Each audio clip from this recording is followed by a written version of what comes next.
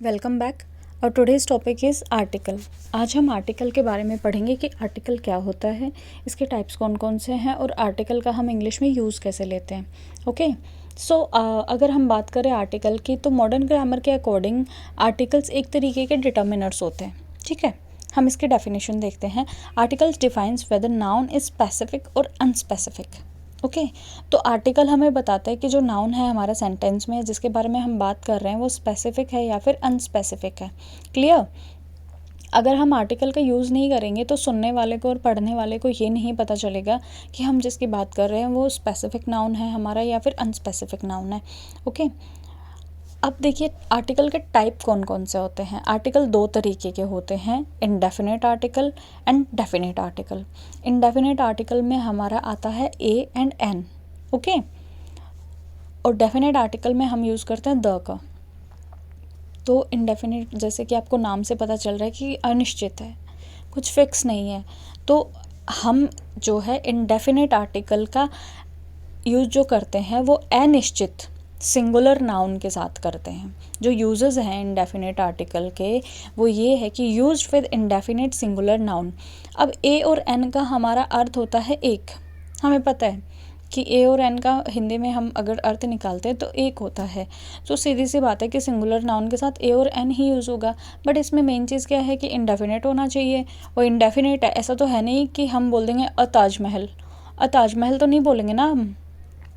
तो हमारा जो है इनडेफिनेट सिंगुलर नाउन हो उसके साथ ही हम ए और एन का यूज़ करते हैं। अब देखिए एक चीज़ है हमारी कि हिंदी में हमारा सेंटेंस अगर लिखा हुआ है वहाँ पर लिखा होता है कि यह कुर्सी है, उसमें एक नहीं लिखा हुआ है। ठीक है, बट जब हम उसको इंग्लिश में ट्रांसलेट करेंगे तो हम लिखेंगे दिस इज़ ए चेयर। अगर हम ए नहीं लगाते हैं, आप देखिए दिस इज चेयर, हमारा इंग्लिश में ये सेंटेंस इनकरेक्ट होगा। हमें इंग्लिश में ट्रांसलेट करते वक्त आर्टिकल का यूज़ करना होता है। हिंदी में अगर हमारे सेंटेंस में आर्टिकल नहीं भी है तो भी जब हम इंग्लिश में उसको ट्रांसलेट करेंगे तो हम आर्टिकल का यूज़ करेंगे, अदरवाइज़ हमारा सेंटेंस इनकरेक्ट हो जाएगा। ओके, अब इंडेफिनेट आर्टिकल में एक बहुत ही ज़्यादा ज़रूरी चीज़ ये है, जैसे कि हमने पढ़ा हुआ, आपने सबने पढ़ा हुआ होगा, हमने पढ़ा है पहले कि हम आर्टिकल एन का यूज़ जो है वोवल के साथ में करते हैं। बट जो सबसे इम्पोर्टेंट चीज़ ये है कि वोवल कैसा वोवल।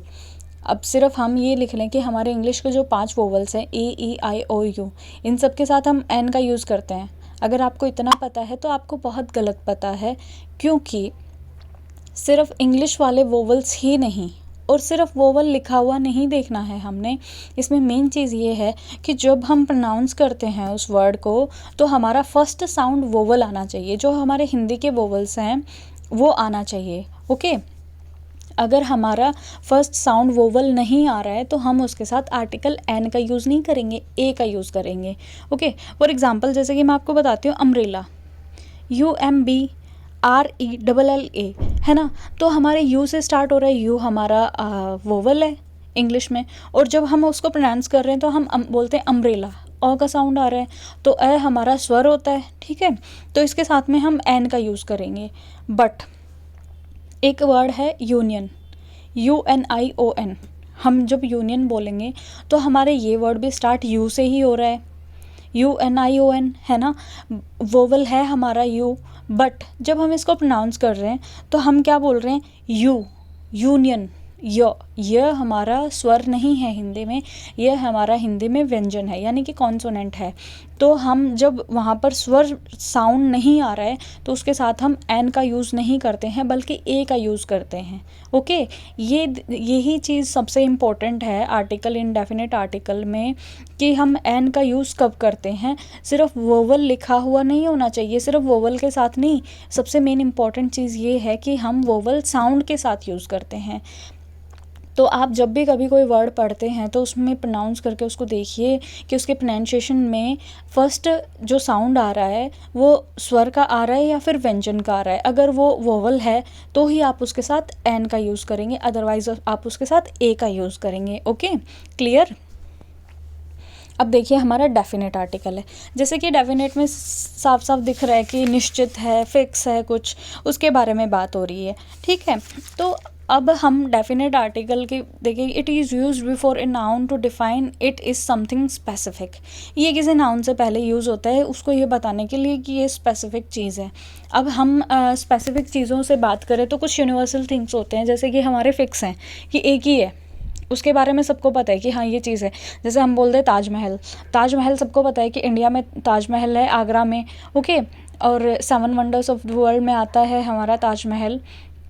तो हम इसके साथ में द का यूज़ करेंगे, ओके। ये हमारा निश्चित है, फिक्स है।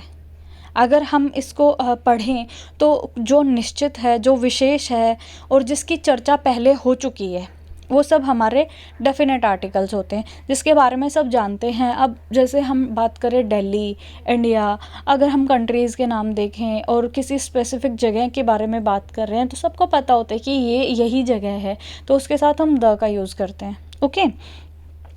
बट जो चीज़ें स्पेसिफिक नहीं होती, अगर हम किसी पार्क के बारे में बात कर रहे हैं तो पार्क तो हमारा स्पेसिफिक नहीं है कि ये वाला पार्क है, वो वाला पार्क, बट हम अगर नाम ले देते हैं कि हम उस पार्क की बात कर रहे हैं तो ही हम उसको स्पेसिफिक बता सकते हैं। बट ये यूज़ कब होता है, जब हम पार्क के बारे में बात कर रहे हैं, हम पहले बता चुके हैं कि ये पार्क है और इस पार्क के अंदर ऐसा है और ये पार्क बहुत सुंदर है, ठीक है, तो ही हम उसके साथ में द का यूज़ करते हैं बाद में जाके, ना कि स्टार्टिंग में। द में बहुत ज़्यादा कन्फ्यूजन होती है। सबसे पहली चीज़ तो ये है कि निश्चित चीज़ें जो होती हैं, फिक्स जो होती हैं, उनके साथ में हम डेफिनेट आर्टिकल का यूज़ करते हैं। बट जब बात आ गई कि जिसकी पहले बात हो चुकी है, like if I say there is a park in my neighbourhood and it is very beautiful, है ना, तो इसकी जगह पे मैं ये भी यूज़ कर सकती हूँ the park is very beautiful, क्योंकि मैं बता चुकी हूँ कि मेरे पड़ोस में एक पार्क है and the park is very beautiful, और वो पार्क बहुत ही सुंदर है ना।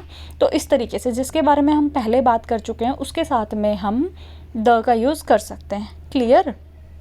तो ये हमारे डेफिनेट और इनडेफिनेट आर्टिकल हैं जिनके बारे में हमने पढ़ा है। ये हमारा बेसिक इन्फॉर्मेशन थी आर्टिकल्स के बारे में। हम नेक्स्ट वीडियो में इसके रूल्स के बारे में बात करेंगे। अगर आपको वीडियो अच्छी लगती है तो प्लीज़ इसको लाइक कीजिए, सब्सक्राइब कीजिए चैनल को, और कमेंट करके बताइए कि जो कुछ चेंजेस मैं जो कर सकती हूँ वीडियो में। Okay, thank you so much for watching.